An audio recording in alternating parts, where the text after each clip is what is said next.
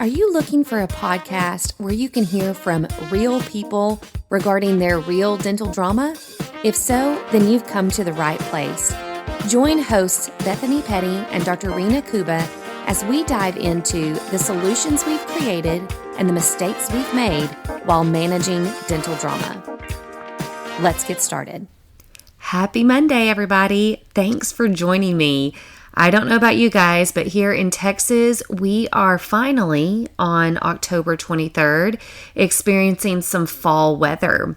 And what that means for us in the North Texas area, it means that it's dropped into the 70s. Many of us have likely pulled out our jackets, and those of you in the northern states are probably laughing at us because we feel like it's cold now. And this fall weather reminds me of some topics that are really important as you head into the last couple of months of the year. So I wanted to take some time today to talk about price increases. This has been something that I've been talking about with most of my clients at some point over the last month. And for those clients of mine that haven't heard me talk about it yet, you will. So the end of the year is really important for digging down into what are your prices, your current prices. When's the last time that you've evaluated them on a deeper level? And so this has become increasingly important since the pandemic because so many of you guys have experienced major increases in expenses, and it's becoming difficult to manage keeping up with those expenses. And raising fees on a consistent basis is one of the strategies to dealing with some of those overhead expenses. So first and foremost, if you are one of those practices out there that have not evaluated fees in a few years, you are going to absolutely need to prioritize this. And I would say even if you're one of those practices that does an annual fee increase, let's say every year you go up 3%, just every year, every January across the board, you go up 3%, then I would say it's time for you to do a deep dive into your current fees and if they are commensurate with the fees in your particular area. So there's a few ways to evaluate fees, and I want to talk through the pluses and minuses of those. And then at the same time, I also want to talk about handling the communication of those changes with your patients. So one of my favorite strategies for evaluating fees is to actually access and pay for services that kind of dig this data up for you. One of my favorite is the Wasserman Medical Fee Analysis. And I use it every year. I actually buy the license to evaluate multiple codes. And I believe each year I pay, it's close to $400 for that license. And it allows me to look up various zip codes. And in that analysis, it pulls the 40th, 50th, 60th, 70th, 80th, 90th, and 95th percentiles of fees. So down to a specific zip code. So for my clients, I normally will, getting into their software at some point, I'm pulling up the fee schedule in my Wasserman Medical database, I guess is what you would call it. I'm typing in that zip code, I'm comparing it against my client's fee schedule, and then I'm telling them either, hey, we really need to dig into this further, or hey, you know what? I think you could stick with your 3% raise again this year. So for most markets, and I'll put a big asterisk on that, I think it's safe to aim for the 70th or 80th percentile.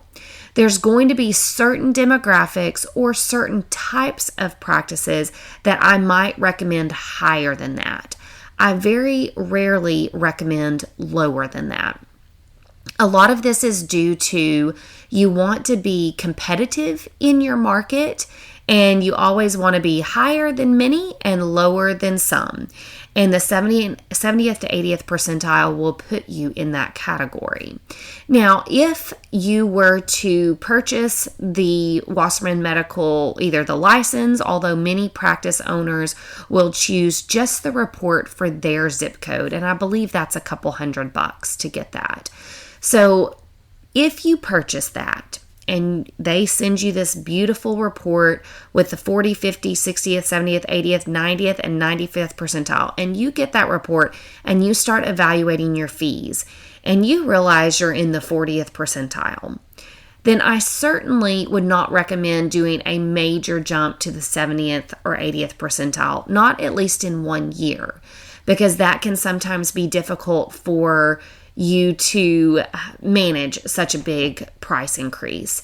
Normally, I would recommend bumping it and trying to get to maybe the 60th percentile, which is still a pretty substantial jump, but it also neutralizes it just a little bit for your cash paying patients, or if you are contracted with insurance companies, it can throw your write-offs off pretty substantially if you jump up to that 80th percentile. So for you, I might recommend going from the 40th percentile and setting all of your fees unanimously down that 60th percentile category. Now, if you get that report and you realize, hey, I'm sitting right at the 70th percentile, then I might recommend for you making that jump to the 80th percentile. And you can, again, down the line, go through that 80th percentile and set all of your codes at that category.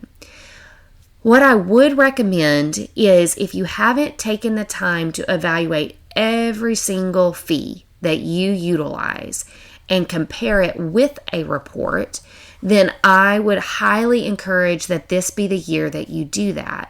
What I have seen is this wide discrepancy that has begun to take place, where you might be 80th percentile on one fee and 40th percentile on another. And that's just due to all of these strange fee changes that have taken place since the pandemic. So I do think it's important, if you haven't line by line checked your fees in a while, to take the time to do so. Also, please don't forget to evaluate fees that you may not necessarily utilize in your practice, but that insurance downgrades to. A prime example of that is many practices now choose to only do composite fillings. And yet, insurances often still downgrade to amalgam prices. So sometimes when we begin to take a look at those fees, we skip right over the amalgam fees. But what you're doing is you're kind of shooting yourself in the foot, because if you raise your composite fees, but you fail to evaluate your amalgam fees, then when you submit that single surface posterior composite fee to insurance and they downgrade to a single surface amalgam filling, you've actually seen no benefit whatsoever. So you want to go line by line and raise your fees accordingly. Let's say you pull that fee schedule and you're sitting where you are supposed to be, right at that 80th percentile. Then what I would say is you probably still want to do an incremental increase. And normally that's somewhere between 3 and 5%. What I have found is the practices that, for now, going forward, excluding the COVID years, if you will consistently raise your fees between 3 and 5% on an annual basis, you normally are able to stay in that 70th to 80th percentile. Now, I would still recommend every few years you still purchase that report and evaluate to make sure that you're still on track. But you could probably skip a year or two and just raise it 3 to 5%, and you're going to be right on par with that 80th percentile. Now, if you don't want to purchase the report to save a few bucks or whatever the case may be, then I would still take the time to do some boots on the ground evaluation of your fees.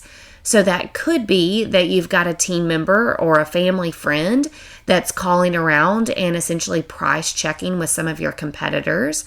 Now, I will say this is not a comprehensive fee analysis because very few practices are going to go code by code with you and give you their fees for that. Their question mark is going to be raised. Why does this potential patient want to know code by code, and they've asked me for 100 codes by the end of this phone call? So it's not necessarily a foolproof way of evaluating fees. But let's say that you evaluated your fees thoroughly last year and you just want to do some spot checking with your competitors. I think that's a great strategy as long as you are evaluating the competitors in your zip code or in similar demographics. And that is super important because I don't want you jumping to a different zip code or a different demographic and their fees are much higher or much lower than your particular zip code. So that's another strategy that you can use, and I think it's absolutely one that will work. I don't recommend doing that every single year as your one and only way of evaluating your fees. The other way that you can evaluate is you can take to your dental social media groups and you can ask in general what other people in your field charge for X, Y, and Z codes. Again, this isn't 100% foolproof, but oftentimes you can get the low end of the spectrum as well as the high end.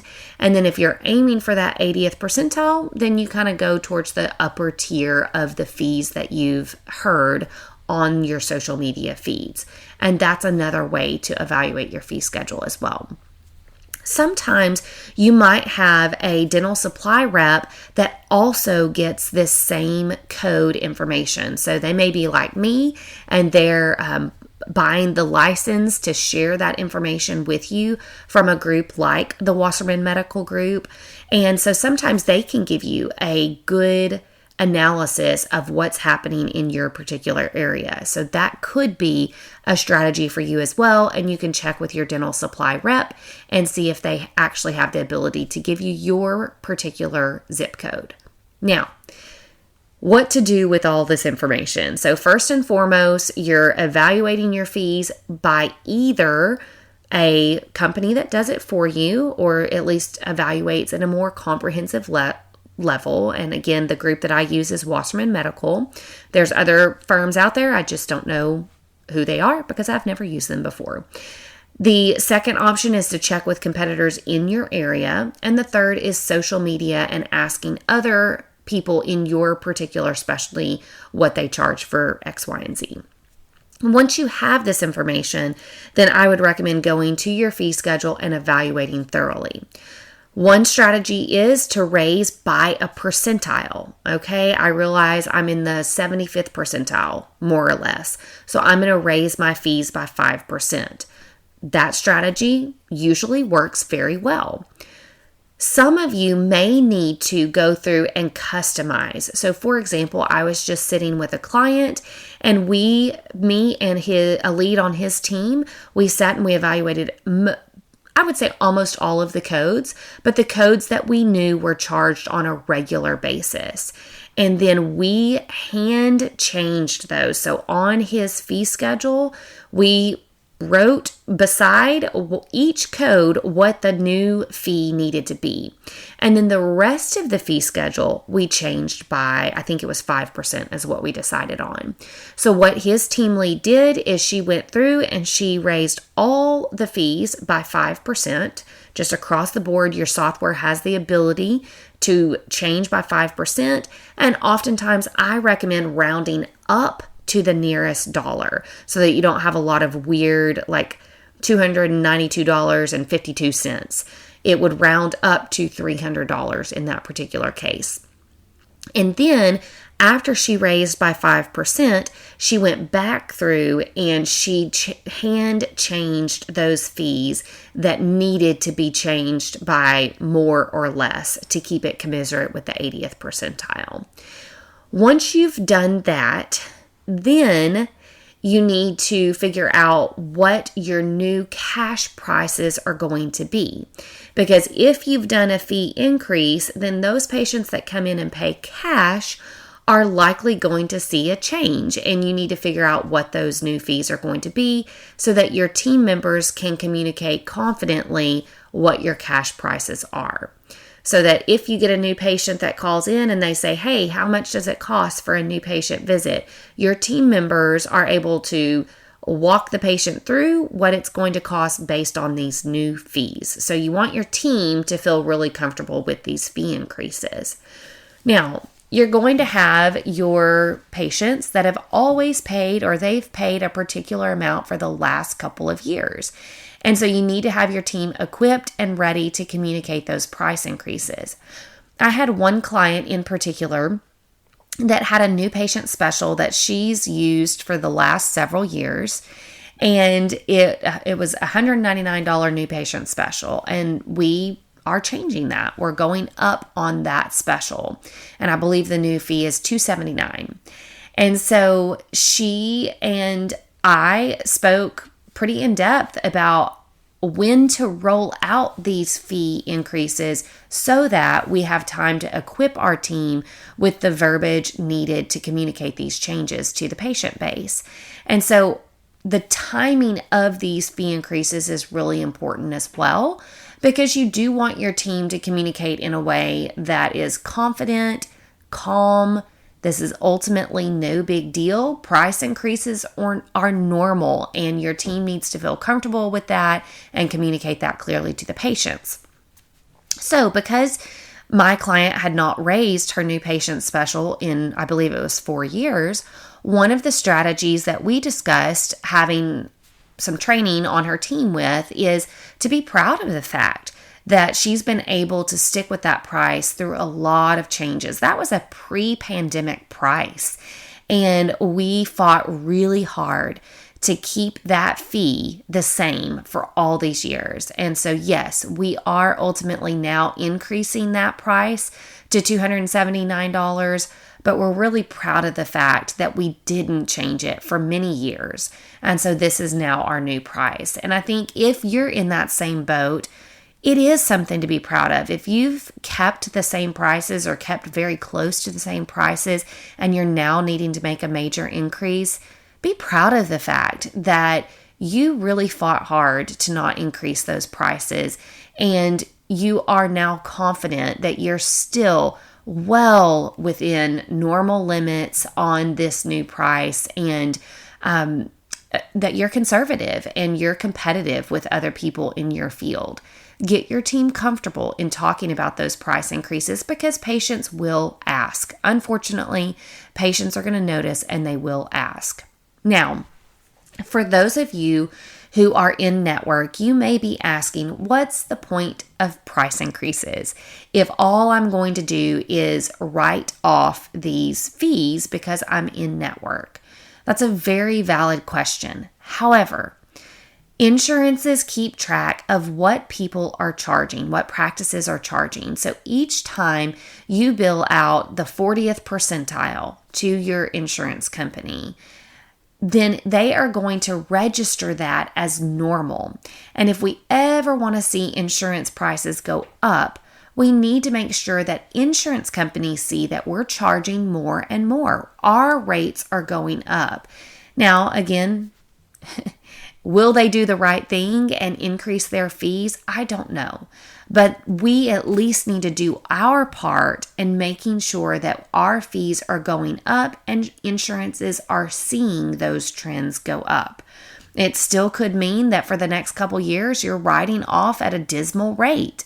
However, I want to encourage you to do it so that we have the chance of increases with insurance fee schedules. And that's all we can do is hope for the best. But also, the other thing to keep in mind is that as we charge those higher fees, if there are things that insurance companies do not cover, in most states, you have the right to charge your full fee.